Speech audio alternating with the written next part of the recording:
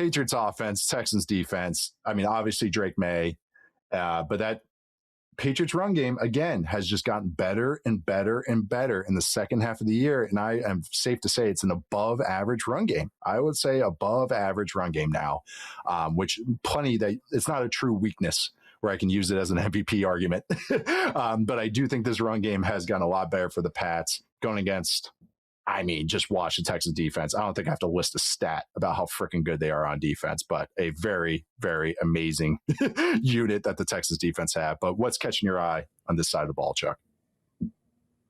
I'm going to bring back our one of our classic terms, blue chipped, because I think that's what's about to happen to the Patriots in this game. You got Drake Maye. Okay, that's a nice start. Okay. What's next? What's next? Your tackle, your offensive line is going to get railroaded in this game. They're going to get railroaded in this game. The Texans DBs are a lot more talented than your wide receivers, and you want to start for the people who use like schedule as a criticism for Drake Maye not winning the MVP, I think is stupid. But to use it as an argument as for this team is really not actually that good, I think is very fair. Because like over the back half of the season, you got 2 games against the Jets, 1 game against the Dolphins in Week 18, which was a Quinn Ewers game. Ravens, I'll give you. You lost to the Bills 35-31, had a game against the Giants in there, a game against Tampa Bay, and then a game against the Bengals. Like that is, if you have an MVP level quarterback, you should be winning those games, which they did. You know, they went 7-1 in that stretch, but that's guppy ball, man. This is the big boys. This is the big league. Like, okay, you had fun last week with the Chargers, and you know they're half their team is built like that the picture of SpongeBob where the guy's all wrapped up in the wheelchair and he can't move, he can't do anything, and he's scamming. That's what that Chargers team is. This is the big boys on the block. You got Will Anderson, Danielle Hunter, Derek Stingley, and a bunch of guys who are also like. Those guys are like Hall of Fame level players. And then they have Pro Bowl level players. And then they have regular starter good level players underneath that. It's 3 levels of good against a team that was picking top 5 like less than a year ago. And you're not knocking it. This is just the reality. I'm not knocking it. It's just the reality. It's just the reality. Yeah, that's it. If Drake Maye can pull off this and like actually go hero mode against this defense when like again, I'm not saying this as a slight. I'm saying I say like the top 5 pick part to put in perspective of like the Texans, they were at this spot where the Patriots are like 3 or 4 years ago. And when you hit all your development arcs, this is what your defense looks like. It looks like, you know, a Madden defense where all the X factors are there and you're bored and you want to start over. But you actually have to like grapple with the idea that I don't know if these guys for the Patriots that we've been saying, you know, aren't all that good all season. They're just going to step up to the task and say, you know, actually, we're going to lock down the best defense in football. And it's not just like the best defense in football. It's one that, like the individual talents of the players that kind of ignite everything. Where there's not many one-on-one matchups throughout the whole defense that you really feel bad about if you're Houston. On top of that, D'Amico Ryans is doing a great job coordinating it. So, you know.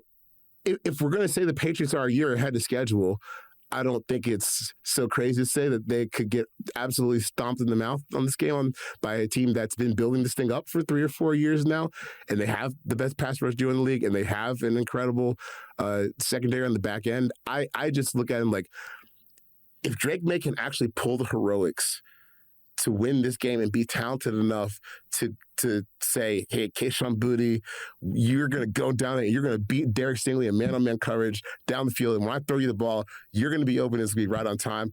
Then we should give him the Hall of Fame. Like, we should put him in the Hall of Fame like right now. Like, screw this MVP stuff. Like, we need to put him in the Hall of Fame if he can pull out this game with this supporting cast, because as productive as he's been, still a long way to go talent-wise. You can make so many improvements talent-wise on this offense. Can't really say the same for Houston, so good luck. Good luck. I mean, what you're saying about like future Hall of Famers plus all pros, Pro Bowlers, all that, you're not exaggerating. Like, Stingley and Lassiter are both Pro Bowl plus players. You know, could be all pro, depending how you looked at it.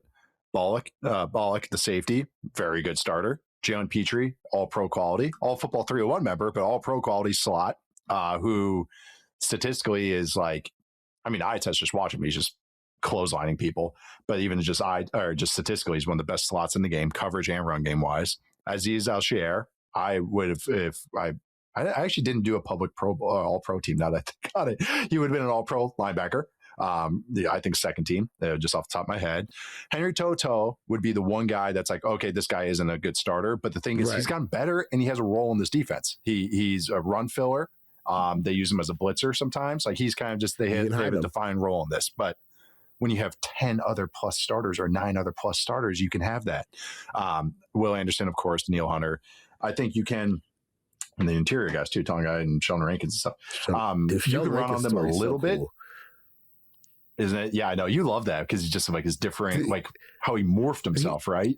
Like just as a player. He was like one of my favorite like DT tackle or DT prospects, and then his knees just got all shredded in New Orleans. Yeah. Like he had like an 8 sack season. He's really starting to break out, and knees got all messed up. So I thought he was cooked, and the fact that he's still here, almost 10 years later, still playing in a different way with like super duper productive it's kind of ridiculous. I don't know what they're feeding those boys down in Houston, but maybe we should investigate a few years down the road after we're done watching them and having fun with that.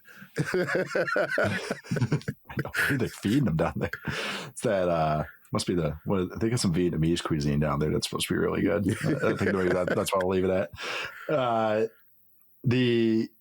When I look at this game, and I hate how this sounds, because this is kind of like what a lot of national analysts or analysis kind of comes down to.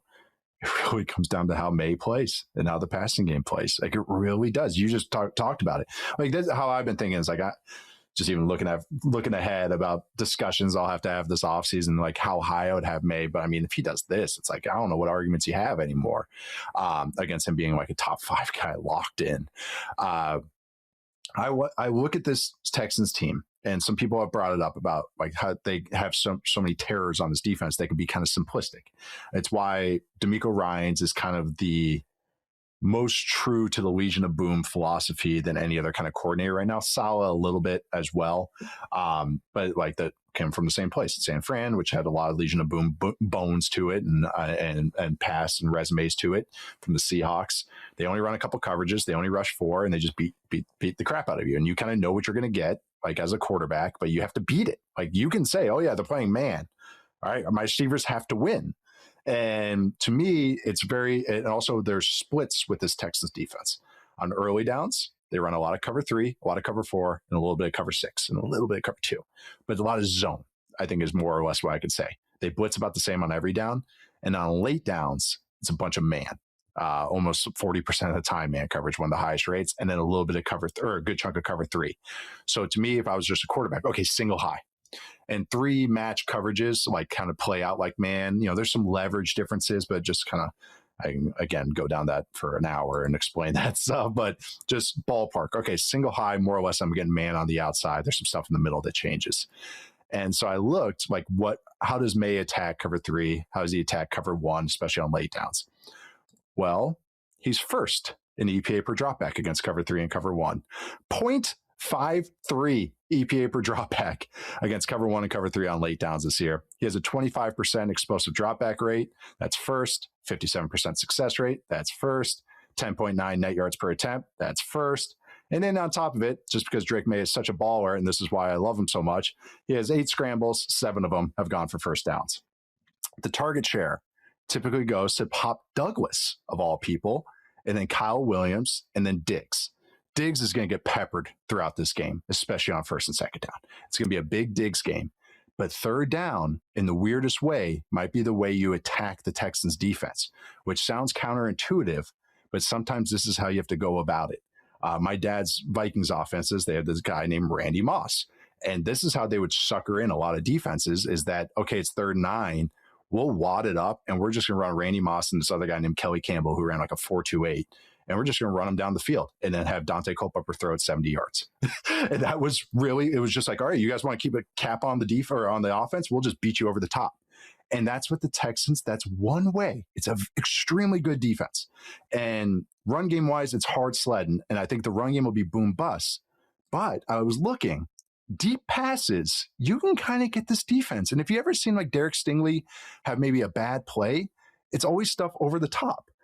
Even Drake May's first career touchdown to Kayshon Boutte was a go ball to Boutte against Derek Stingley, where he just beats him over the top. It's because Stingley's so aggressive and he keeps his eyes into the backfield, and how he plays leverage and how he plays technique, his butt can go to the receiver and he kind of loses them for a sec. He thinks, oh, I can recover in time by the time the quarterback sees it, but some quarterbacks test it. And I looked it up. Passes of 20 or more air yards this year, 8th in success rate, so that kind of ruins my point, but 18th in EPA per play, 45th percentile. And they're kind of middle of the pack in other kind of like stats against receivers, against the slot, all that stuff.